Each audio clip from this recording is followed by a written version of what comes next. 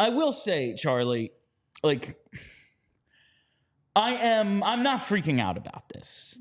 I mean, first of all, he's a goalie, so he's out of his mind. Like, there's only so much the Flyers can do about a goalie. They're all fucking nuts. You know, they thought they gave their franchise goalie $51 million, and it was like, nah, he's concerned with the universe. I don't know, man. He's stuck in an acid trip. Nothing we can do. You know, they're all out of their goddamn minds. But, like, the thing that concerns me about this, if it does become an issue, is that this rebuild is based so much on vibes, culture, leadership, whatever the hell you want to call it. And for whatever reason, they did not have the culture in place to make this thing work. Now, maybe it all works out. And there is only so much you can do for a 21, 22-year-old kid joining a team at that point in the season where it's not like they're all starting together. Like they made the point on Flyers Daily. It's so hard to join a team at that point. Yeah. It's not like they're trying to exclude him. It's just like these dudes have been together since the summer, and now they're pushing to get to the playoffs. Like that group is so tight-knit at that point. There's only so much you can do. It doesn't help that he doesn't speak much English, if any. He is going to be, I don't know about abandoned, if that's the right word. I think that might be a little sensationalistic, but he is going to be on his own. Like all adults or, you know, young adults at that time are just like, okay, here you go. This is where you're living. This is your new life. Good luck. Like that happens to college kids. That happens to people moving out on their own for the first time. That's just the world. And so many things are compounded on top of that when you're a young prospect from another part of the world. But like they talked about on Flyers Daily, you know, a lot of people were like, why is Dennis Gurianov even still here? Like waive him. It was like a big part of why he was still around after the trade and they weren't playing him. It was like he was hanging out with Fedotov. Yeah. Like that was an important part of his like kind of acquiring him.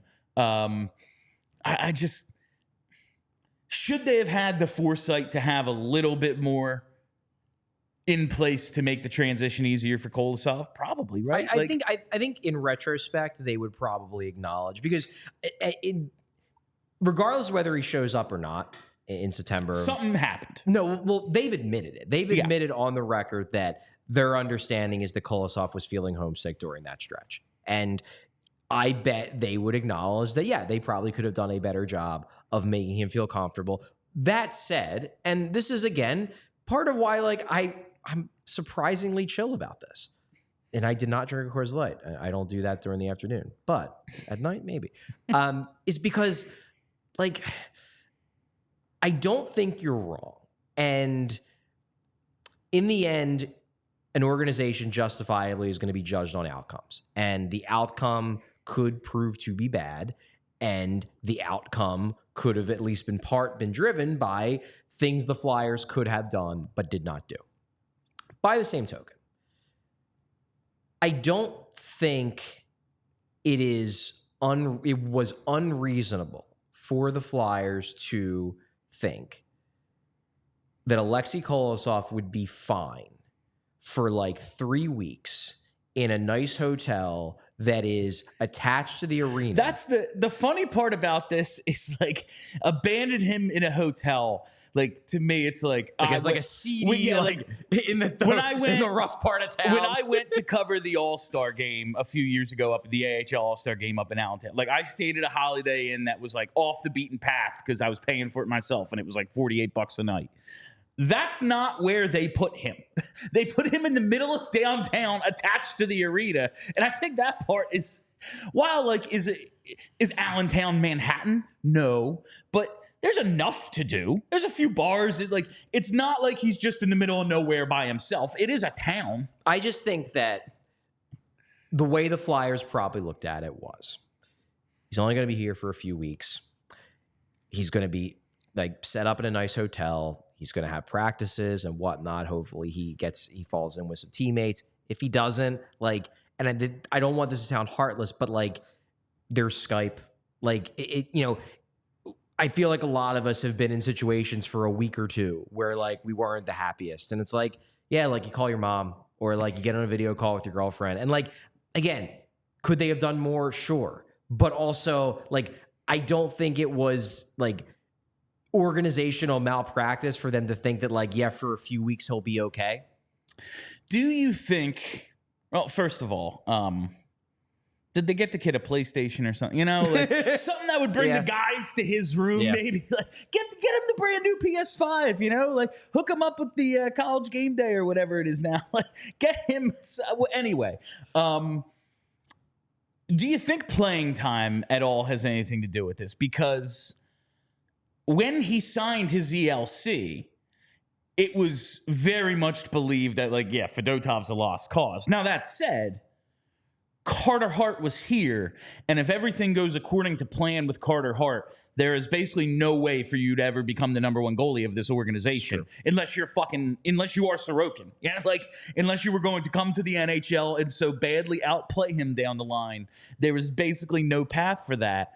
Like, Carter Hart was here, even though Fedotov wasn't. You kind of just swap those two out, but he comes over, he starts 2 games. He is the backup for the playoffs, and Sandstrom was the scratch. Right. So it's not as if he's just like twiddling his thumbs in the press box and like doesn't speak any English, so he's alone by, like, he's on the bench. He's in the locker room.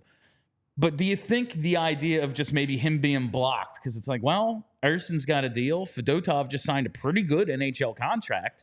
I got to live in Allentown for 2-3 years? I think that I understand why people are theorizing that. I just don't know. Yeah. Like, and I don't want to assume. I get why people are theorizing because it makes some sense. What I will say is that based on the people I've talked to with the Flyers, their plan was always that, like, they felt like he would benefit from a year in the AHL. Like, that's part of the reason why I thought it was nuts when before we knew Fedotov was coming over, it was like, yeah, just bring Kolosov over and throw him in. He can't be any worse. I'm like, I don't even think they want him playing in the NHL like for a year. I don't think they're going to throw him in the middle of a playoff race when he comes over from Russia. Like, that was always insane to me partially for that reason. So I think they always looked at it as he is still a prospect. He needs to get used to the North American style of play, the different types of shots you get in North America and whatnot. They always wanted to have him to have a year in the AHL, ideally, and then after a year, they were going to reassess the situation. Now, the Fedotov thing played out the way it did. I do not know if they were in contact with Kolosov to let him know that they were also trying to bring Fedotov over, or if they just went total radio silent because they didn't want it to get out at all, which is very possible given the delicate nature of that negotiation. I get it.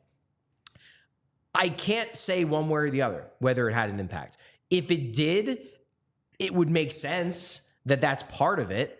But what I also heard was that the Flyers, when they had the catch up with Kolosov in May, like when these rumors first really started to break, they basically told him, like, we'll bring your girlfriend over for you this season. Like, we'll bend over backwards for you. Like, we're sorry that you didn't have a great time during those 3-ish weeks in Allentown. We will make sure that your first full season in North America, you have significantly more support.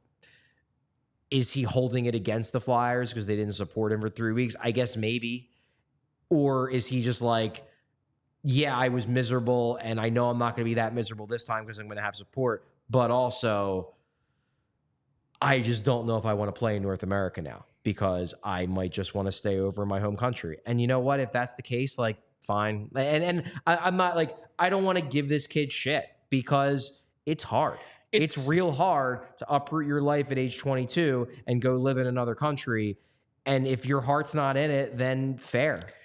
It would be a bummer for the Flyers, but if your heart's not in it, fair. Now, could the Flyers have avoided that if they had given him more support? Maybe, or maybe not. Or maybe he would have came over with his girlfriend and they would have been like, man, this sucks.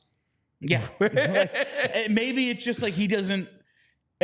Maybe no matter at what age or whatever, he just wouldn't like it. Like, some people don't like certain things. Yeah. Maybe he just wouldn't like it here and would rather play in the KHL. That's something like, unless you're talking to him directly, unless you are him, you can never really know that. But, like, it does suck. If that's just the case, like, he came over, they gave him all the support in the world, and he's still just like, this ain't for me. That sucks for the organization simply because they get painted, well, the Cutter Gauthier thing happened too, and now it's 2 of them. Right. Like, and then that's just totally unfair, but life's unfair. Life's unfair. How can we blame this on Anne LaPerriere? that's really my motive here. Oh my God. No, another thing I do want to get into though about this is Twitter discourse. I do want to talk about this because I don't know this for sure, but I do have a feeling that John's framing of the Tony report in the using the abandoned term and just the way that the article was written, it would not shock me if that was influenced by the most vocally negative people on Twitter. Because here, and I've fallen into this trap on multiple occasions in my career. I do it whenever I play in the show. I have to take a step back and be like, well, wait a minute. Yes, because as part of my job, and also because I have a little bit of, deranged side to myself, we're all too online. Oh yeah. And if you don't pull back, you can convince yourself that the online world is the entire world, both from a political standpoint, but in this case, from a fan base standpoint. You often have to take a step back and remember that Flyers Twitter is not the entirety of the Flyers fan base. In fact, it is a very small portion of the fan base. Now, for our show, it's a large portion of our show because we are an online focused show. But there are a lot of Flyers fans who are not regularly on Twitter. But even beyond that, lucky bastard. The subsection of Flyers fans on Twitter that are hyper negative and are chomping at the bit to interpret any news report in the most negative way possible about the Flyers, that is also actually a pretty small contingent.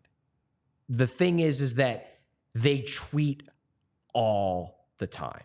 And you can, because this has happened to me, and I'm not even specifically calling out that specific group right now, because that group has gone through 4 different iterations during my time covering the team. Yeah. The people and the names change, but the mentality is the same. There's always going to be a group of people on Twitter, because the medium selects for it, who are going to be hyper negative and are going to be extremely online. They're going to tweet all the time. And that's just what they do. The names change, the faces change, but the mentality and the overarching group on that side, it's going to stay the same. It's not that large of a group, but because they tweet a lot and because they are very, very passionate in their opinion that the Flyers are a dumpster fire and everything is bad, because of that, if you are also online and you are reading everything they tweet, you can start to believe that that is the Flyers Twitter and Flyers fan base consensus interpretation of what happened. It's really not. And it's worth remembering and taking a step. When I start to think that, God, Flyers Twitter drives me up the wall, they're so negative, they're reactionary, they go crazy, I have to take a step back and be honestly, not really. Choose chill. It's 10 people. It's just 10 people who tweet all the time, and because of that, they can monopolize the discussion. I'm not even saying that they are wrong in their interpretation. I'm just saying that if you spend a lot of time online, you can begin to think that viewpoint is a lot more widespread than it actually is. And I wouldn't be surprised if John maybe fell into that trap a little bit. And again, this isn't me totally shitting on him either, because I've fallen into that trap too, where I start to think man, everyone hates this trade or everyone hates this signing. And then in reality, it's there's a very large percentage of the Flyers fan base that is thrilled they re-signed Travis Konechny, because Travis Konechny is their favorite player and he's fun to watch, and they don't give a flying fuck about cap and the aging curve and what he's going to look like when he's 35 and what the timeline for contention is. They want to watch fun hockey. They like Travis Konechny. Travis Konechny is a fun hockey player. 9 years. He's a fun hockey player. I'm not saying that the hyper-negative crew is even necessarily wrong. I'm just saying that don't fall in a trap of believing that that is the Twitter and fan base consensus view of what is going on. It's not. Before we do the next thing, I just want to, let's say the Gauthier and Kolosov situations, for the sake of this conversation, are exactly the same. Let's say it's just they didn't feel the love for whatever reason. is it a good sign that the way they're rolling out this Mishkov thing, like, listen, that's good for them too. It's good for business. Like hey, here's our star. Come see him. Throw out the first pitch tonight. Yeah. We're going to bring him through the airport in a Phillies hat. All this shit. Like, is it a sign that they've learned their lesson? Like, if it's... This is happening so rarely. Like, they could draft 100 more players over the next 10 years, and, like, this doesn't happen again. But I will say, with amateur athletes now having more rights than ever, like NIL deals in college, guys looking at like, oh, I don't need to sign the team that drafted me. Fuck this. Stay in college. I'm making money. And like now, if even in the CHL in a couple of years, there's going to be a transfer agreement that like, yeah, man, you can go play NCAA hockey. Like after you age out of the CHL. So you ain't got to sign after you got drafted. That's how like, Newman University wins all their like D3 titles. Yes. They like, get all former CHL players who didn't make it. They're gonna like these players are gonna have more and more options than ever, and they're gonna be more and more willing to like break tradition than ever. Like we're already kind of seeing that. The fact that they're doing this stuff with Michkov and like rolling out the red carpet, and they're gonna do so much to make his transition comfortable. Is that a good sign? I guess. Like, all right, if this was an organizational problem, they've learned their lesson. I guess I want to look at this positively, you would hope so, but also, I mean, we don't know. We don't know, and also, ideally you want to have an organization that's strong enough where you don't need to make like one piece of advice, and it's one of those classic truisms, but it's always stuck with me because it's a good piece of advice that my grandfather gave me when I was a kid, which is that smart people learn from their own mistakes, wise people learn from the mistakes of other people. And dumb people just don't learn from any of their mistakes. They just keep making the same freaking mistakes. But like a smart person makes a mistake and is like, I'm not going to do that again. And I do think the Flyers are run by smart people from an intelligence standpoint. But the truly wise, or in the hockey sense, the best GMs, they watch, like they'll watch what happened with this and be like, oh man, next time I have a 22-year-old Russian and I'm thinking about throwing him in the AHL, maybe in March, maybe I'm going to say, you know what? Maybe wait until next season. Maybe we don't have to rush you over for the final 3 weeks. But you know what I mean? Yeah. Like watch what mistakes other teams make and then be like, we ain't going to make that one. That would be the ideal. While this probably wouldn't be ideal because he's not slide rule eligible, they already burned 1 year of the ELC on loan. If they think this is maybe just a maturity or homesickness issue, do you think there's any appetite whatsoever to be like, we'll loan you out another year? If you can stay and then we'll start again next year. Maybe. I don't know if it's off the table. It obviously would be a disappointment for the Flyers, but if they have multiple conversations with him, I mean, really what the Flyers should be doing given the smoke that's around this, like, I don't know, like they got Ken Hodakov over in Russia. Fly Danny out to friggin' Belarus and just like sit down, get some translators and just like hash it out and be like, what do you want to do? Like, is this a situation where you no longer want to be part of the Flyers organization, or is this a situation where you do want to be a part of the Flyers organization, you do want to take a run at the NHL, you just don't think you're emotionally ready yet? And if that's the case, if they talk about it and they agree, like, no, I want to make it as an NHL goalie, I'm just not there yet mentally, then maybe. You can't rule out that possibility. We all silly like the mayor.